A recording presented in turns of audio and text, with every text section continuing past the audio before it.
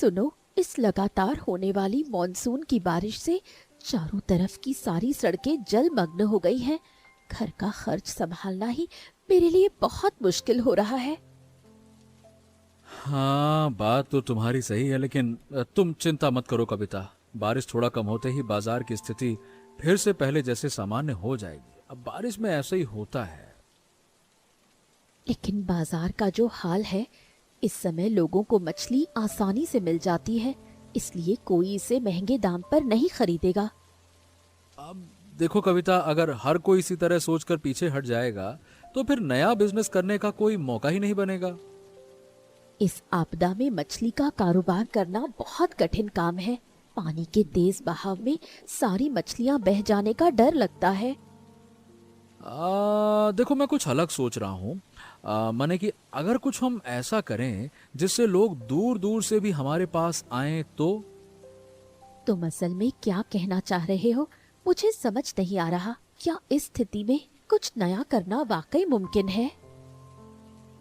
मतलब ये है कि अगर हम सही तरीके से मछली पकड़कर बाजार में ठीक से पहुंचा सकें तो इस बरसात में भी अच्छा खासा मुनाफा कमाया जा सकता है।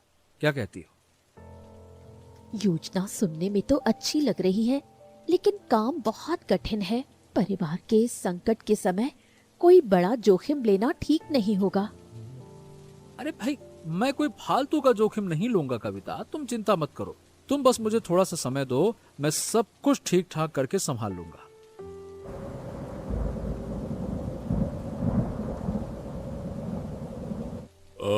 क्या बात है विक्रम, इस बारिश के दिन में अचानक से सिर पर छाता लिए मेरे यहाँ क्या सोच कर आए हो? एक खास जरूरत के लिए आपके पास आया हूँ। क्या मैं आपके पीछे वाले उस छोड़े हुए पुराने तालाब का इस्तेमाल कर सकता हूँ? वो तालाब तो सालों से बिना किसी इस्तेमाल के ऐसे ही पड़ा है दामाद जी। अब पूरी तरह से खराब हो चुका है। हाँ, दरअसल मैं उस तालाब के चारों तरफ घूम कर देख कर आया हूँ बाबूजी। भले ही उसमें पानी जमा है, लेकिन उसके नीचे की मिट्टी अभी भी काफी अच्छी है। हाँ, उसके अंदर अभी बहुत सारा कचरा, जंगली घास और कीचड़ भरा हुआ है। वहां तो कोई काम नहीं किया जा सकता। आप देखिए, कीचड़ और जंगली घास साफ करना तो बहुत मुश्किल नहीं होगा बाबूजी। मैं और रमेश मिलकर उसे साफ कर लेंगे, कोई दिक्कत नहीं होगी। तो क्या तुम सच में उस बर्बाद हो चुकी जगह पर नए सिरे से मछली पालन जैसा कोई जोखिम लेना चाहते हो? जोखिम भरा काम है भाई। देखिए, मेरा असल में उन पुरानी और बेकार पड़ी चीजों को नए सिरे से लोगों के काम के लायक बनाने में ही ज्यादा रुझान है बाबूजी। तो मुझे तो बहुत अच्छा लगेगा। वाकई में तुम्हारी हिम्मत की दाद देनी पड़ेगी, लेकिन अकेले अपने दम पर इतने बड़े तालाब को ठीक करना क्या मुमकिन हो पाएगा विक्रम? अरे अकेले कहाँ, रमेश है ना मेरी मदद करने के लिए। रमेश तैयार है बाबूजी। हम दोनों मिलकर मेहनत करेंगे तो कुछ ही दिनों में वो ठीक हो जाएगा। हाँ, आप चिंता मत कीजिए।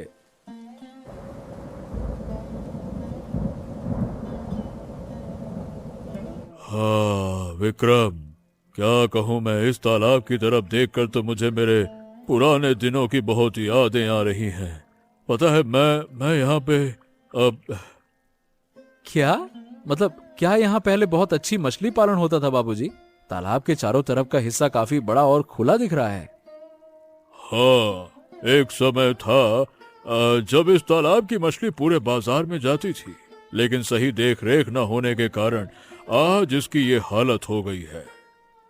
हाँ, तालाब के पानी की गहराई और इसकी स्थिति को देखकर मुझे लगता है कि यहाँ देशी मछली का पालन करना बहुत अच्छा रहेगा। क्या कहते हैं? हाँ, लेकिन इस बारिश के मौसम में चारों तरफ के इस कीचड़ और जंगल को साफ करके काम शुरू करना तो बहुत बड़ी मुसीबत का काम है। हाँ, थोड़ी मेहनत करने पर यह सारा कचरा दूर किया जा सकता है बाबूजी। मैं इसी जगह को अपने बिजनेस का मुख्य केंद्र बनाऊंगा। हाँ, अगर तुम्हारी ये नई योजना सच में कामयाब हो गई तो मेरी ये बेकार पड़ी संपत्ति फिर से जाग उठेगी, एकदम जान आ जाएगी उसमें। बाबूजी, मैं आज ही रमेश को साथ लेकर इसकी सीमाएं नाप लूंगा और किनारे को बांधने के लिए कुछ बांस का इंतजाम करूंगा, ताकि एक बढ़िया मस्त सी बाउंड्री बन जाए। हाँ ठीक है, लेकिन बेटा देख संभल कर काम करना। चारों तरफ की मिट्टी बारिश के पानी से बहुत गीली और फिसलन भरी हो रही है, ठीक है? आप बिल्कुल फिक्र मत कीजिए, आप बेफिक्र होकर लौटिए बाबूजी घर को। मैं चारों तरफ की ढलान को अच्छे से देखकर और अच्छे से परख कर ही फिर घर आता हूं, ताकि आगे का काम फिर हम कर सके, ठीक है?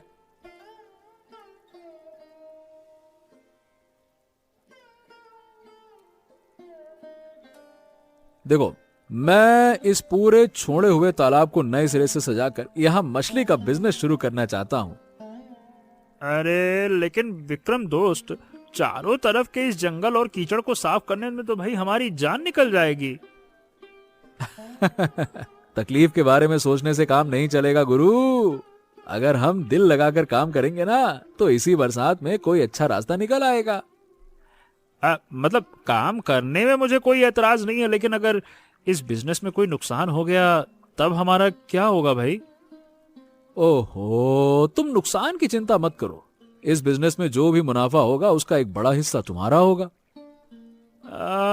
चलो, जब तुम इतना बड़ा वादा कर रहे हो तो मैं तुम्हारे साथ हूँ। कल सुबह से ही काम में जुट जाऊंगा। चलो। हाँ, और सुनो, सिर्फ मछली पालन ही नहीं, मेरी इच्छा इस तालाब को बहुत बड़े कमर्शियल यानी कि व्यापारिक रूप देने की है। योजना सुनने में तो काफी अच्छी लग रही है। चलो, जंगल काटने के लिए मैं घर से 2 बड़े दांव यानी कि औजार लेकर आऊंगा। एकदम बड़े बड़े नए हैं, धार बहुत अच्छी लगाई मैंने उसमें। हाँ हाँ हाँ, उसकी जरूरत पड़ेगी। किनारे को काटने के लिए मैं अपने घर से 2 कुदाल भी लेकर आऊंगा। चलो। हाँ, तो फिर आज हम पूरी जगह को अच्छे से देख लेते हैं, ताकि कल काम शुरू करने में कोई गलती ना हो। बिल्कुल सही कहा दोस्त। चलो, तालाब के उस पश्चिमी कोने को एक बार देख कर आते हैं कि उधर ढलान कैसी है। आ जाओ।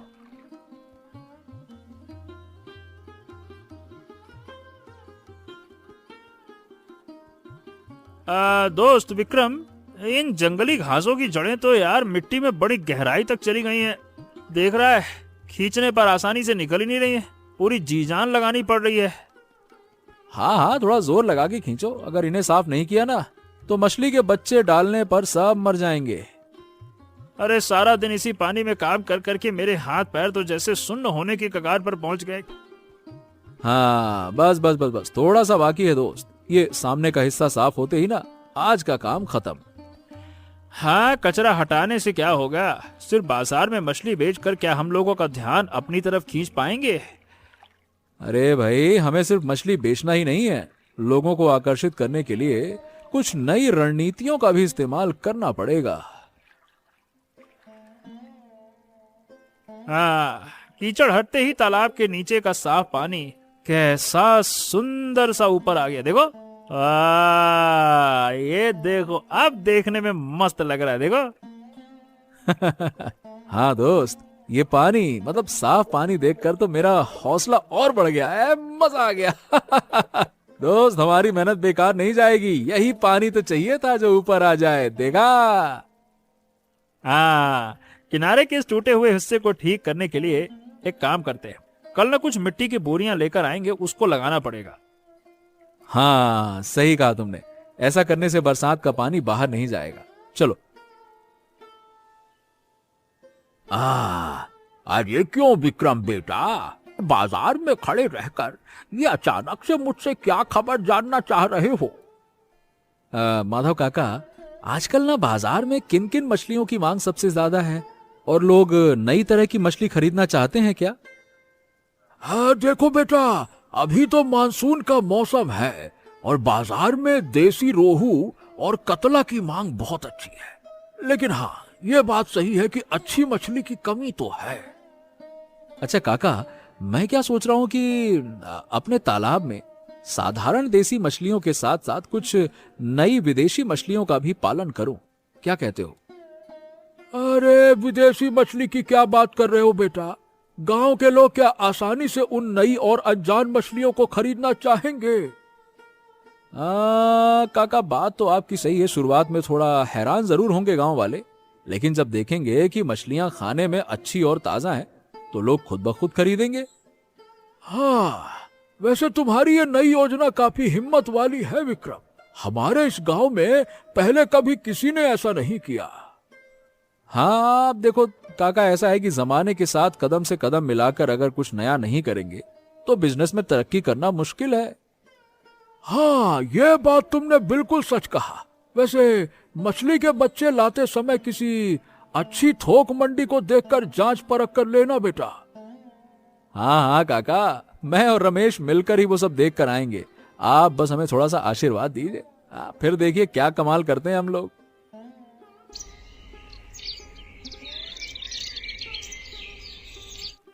विक्रम दोस्त, इन नई तरह की विदेशी मछलियों के बच्चे देखने में तो बड़े शानदार है। वाह यार, देखो देखो देखो पानी पाते ही कैसे उछल कूद कर रहे हैं। हाँ हाँ दोस्त, देसी रोहू कतला के साथ ये नई मछलियां हमारे इस तालाब का रूप ही पूरी तरह से बदल देंगी। देखो तो छापा छापा हाँ वो तो है, लेकिन इन अनजान मछलियों को लेकर गांव के आम लोगों के मन में किसी तरह का डर या शक तो पैदा नहीं होगा? मतलब अगर हो गया तो? देखो सही बताऊं, शुरुआत में थोड़ा हिचकिचाहट तो होगी, माने एकदम से कोई नहीं लेगा। लेकिन हाँ, जब हम इन सबको मछलियों के गुण समझाएंगे, बताएंगे, तो वो लोग जरूर दिलचस्पी दिखाएंगे। सिर्फ मछली का उत्पादन करना ही काफी नहीं है, लोगों को सही जानकारी देकर जागरूक करना भी हमारे इस बिजनेस का एक बड़ा हिस्सा है। हाँ बिल्कुल सही पकड़े हो दोस्त। अरे जब लोग जानेंगे ना कि इस मछली में पोषण ज्यादा है तो वो खुद ही खरीदने के लिए दौड़े चले आएंगे, देखना। हाँ चलो एक काम करते हैं, ड्रम की आखिरी मछलियां भी पानी में छोड़ देते हैं। अब इस पानी की तरफ देखकर मन के अंदर एक भरोसा जाग रहा है, लग रहा है कि काम अच्छा बन रहा है।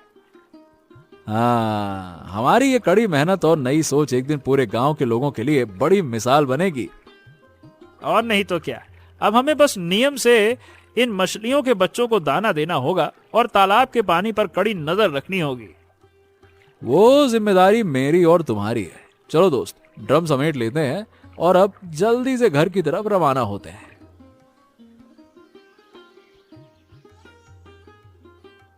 क्यों कविता बेटी, सुना है तुम्हारा पति उस पीछे वाले पुराने तालाब के लिए कई विदेशी मछली लेकर आया है?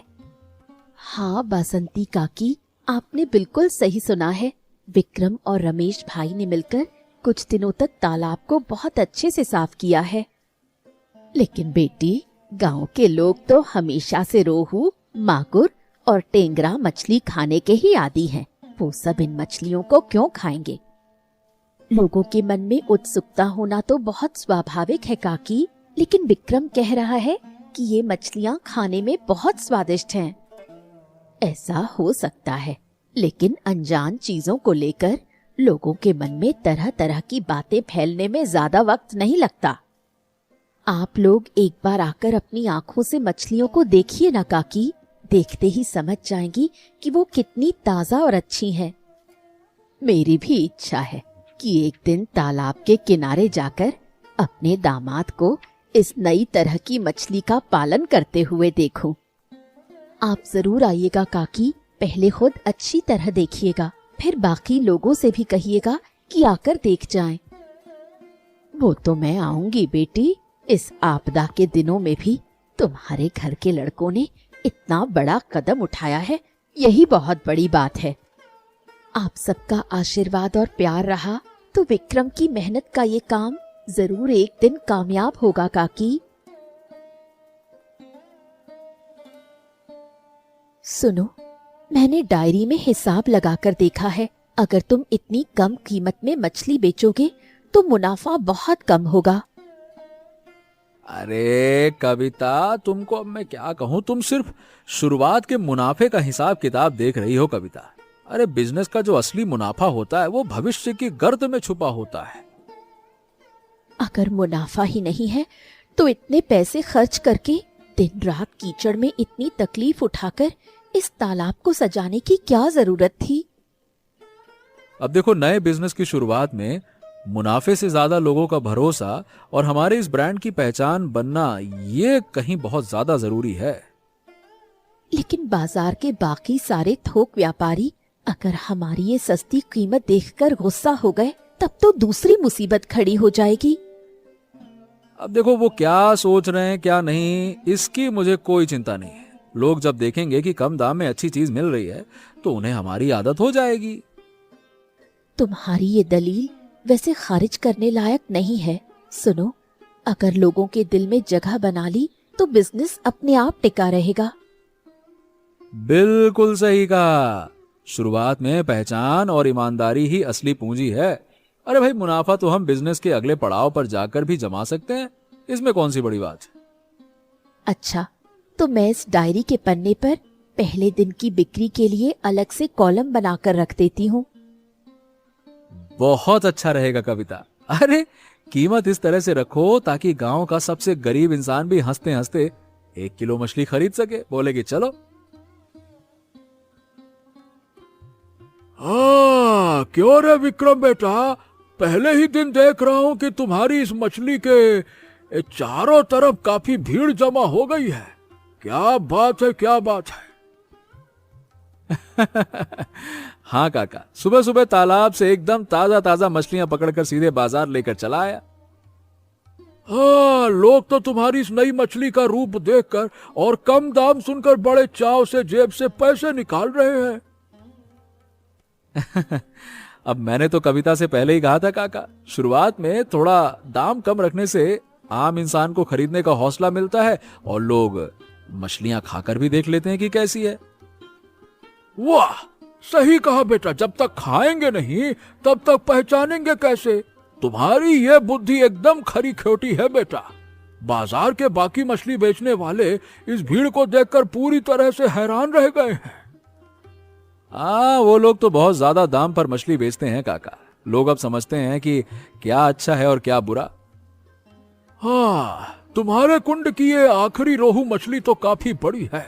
इसका वजन कितना होगा और इसका दाम कितना रख रहे हो, बताओ तो भला।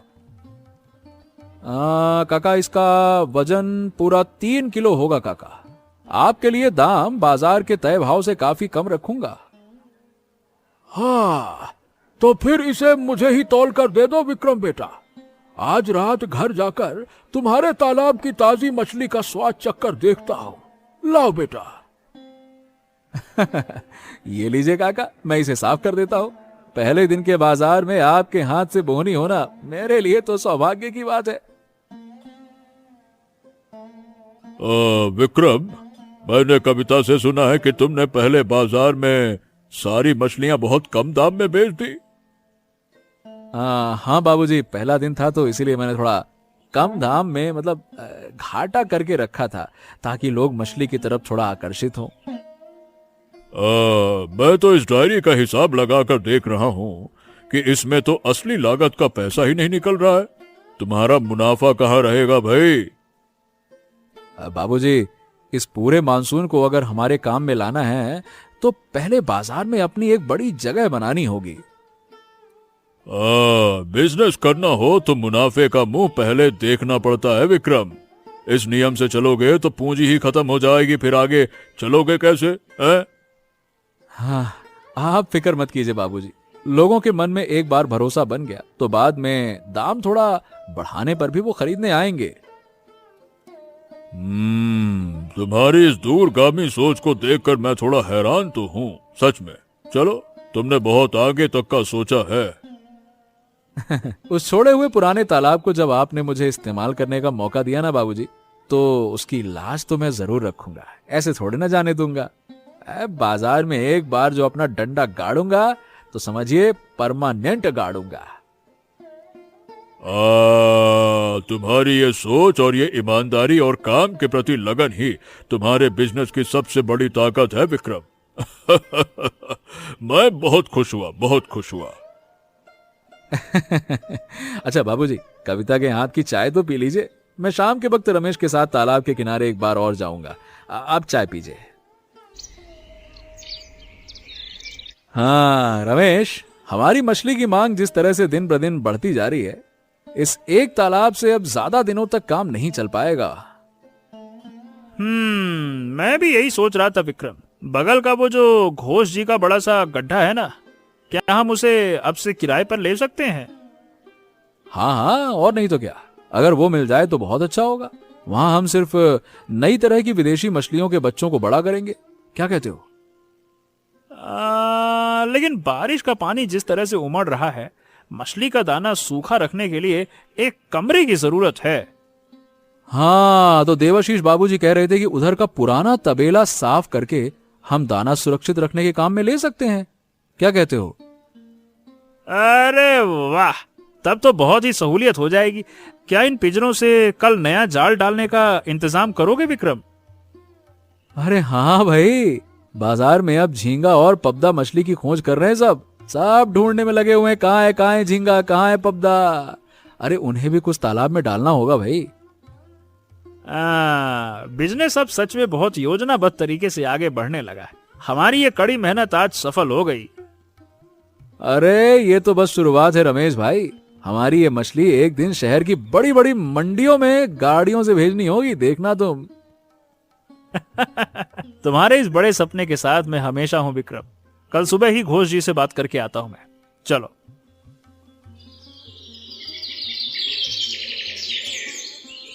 विक्रम दा, आपके इस बाजार में नए आने के साथ ही मैं देख रहा हूँ कि चारों तरफ के लोग कैसे उमड़ रहे हैं।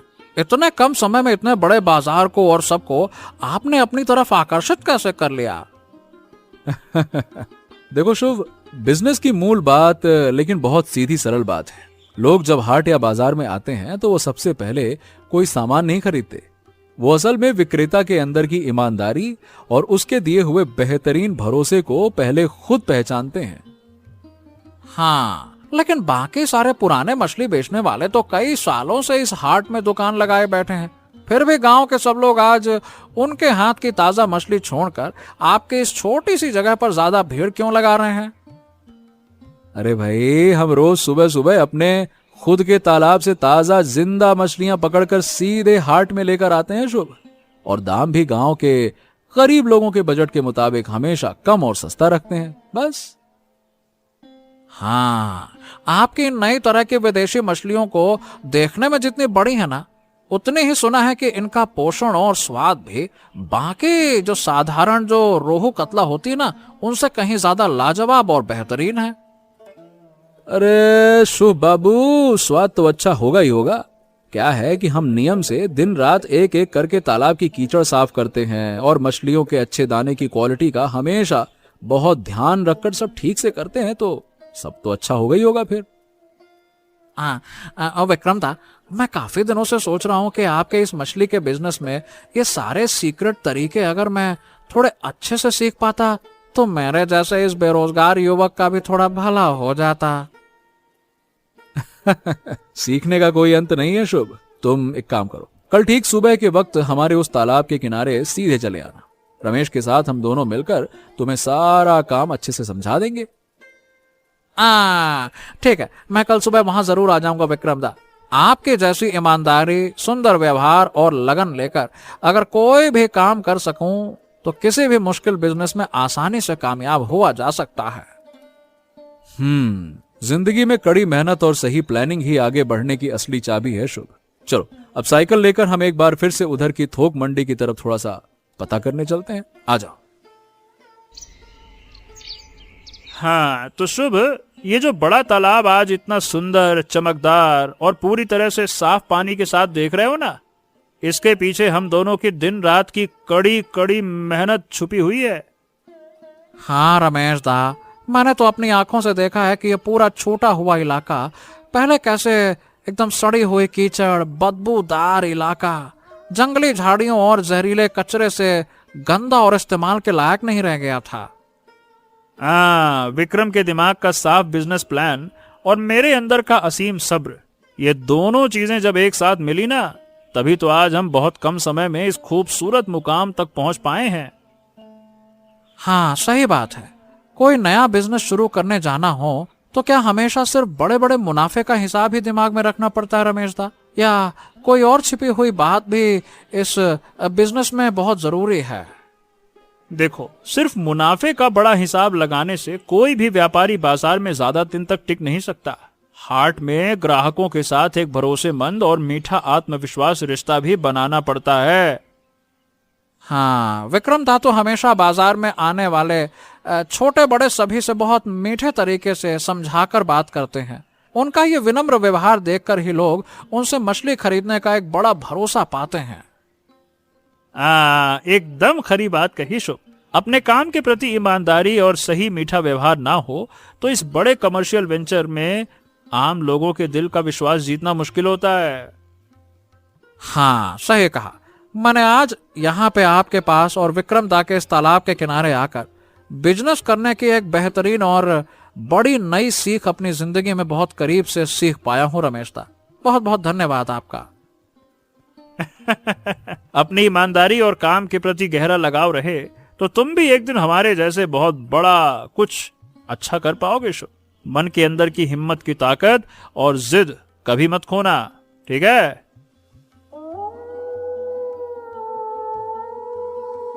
सुनो, इस डायरी का नया हिसाब देखकर तो मेरे मन के अंदर की सारी पुरानी चिंताएं और सारी घबराहट एक बार में हमेशा के लिए गायब हो गई। अब देखो कविता, मैंने तो तुम्हें बिजनेस के शुरुआत के दिनों में ही बहुत भरोसा देकर कहा था कि मानसून के इस मुश्किल और आपदा भरे समय को ही हमें अपनी बुद्धि के जोर पर नई तरक्की का मौका बनाना होगा। आपदा में अवसर ढूंढना पड़ता है। हाँ जी, मैं तो शुरुआती दिनों में बहुत डर गई थी। इतने सस्ते दाम पर अगर हम बाजार में ताजा मछली बेचेंगे तो हमारी अपनी असली पूंजी ही सब डूब जाएगी। अब तो देख ही रही हो कि हमारे इस छोटे से गांव की सीमा को पार करके शहर के बड़े बड़े बाजार वाले, मंडी वाले लोग और बड़े व्यापारी भी हमारी ये ताजा मछली लेने के लिए रोज फोन पर संपर्क कर रहे हैं कि हमको भिजवाओ 1 गाड़ी 2 गाड़ी। शहर के बड़े बाजार में अगर हमारे इस तालाब की मछली बेचनी है तो भविष्य में मछलियों को ताजा और अच्छा रखने के लिए एक बड़े लकड़ी के बर्फ के बक्से की भी बहुत जरूरत होगी। तुमने सही बात सोची है कविता। शहर की दूर जाने वाली गाड़ियों में रोज मछली भेजते समय ढेर सारी बर्फ ना दी जाए तो इस गर्मी और दूर की वजह से सारी मछलियां खराब हो सकती हैं। मॉनसून की शुरुआत का वो बड़ा डर और घर खर्च की चिंताएं पूरी तरह से खत्म हो गई हैं। ये सब कुछ आज सिर्फ तुम जैसी एक लक्ष्मी पत्नी के सही सहयोग की वजह से मुमकिन हो पाया है कविता। तुम मेरे साथ इस तरह साए की तरह ना होती तो मैं इतने बड़े काम की हिम्मत नहीं जुटा पाता। मैं हमेशा तुम्हारे हर अच्छे काम के साथ इसी तरह रहूंगी। चलो, डायरी का ये बाकी हिसाब जल्दी खत्म करके अब हम रात के खाने की थालियां लगा लेते हैं। हाँ चलो कविता, आज रात जल्दी खाना खाकर सो जाना होगा। कल बहुत सुबह ही नई मछली की गाड़ी लेकर हमें उस शहर के बड़े बाजार के लिए रवाना होना होगा। चलो।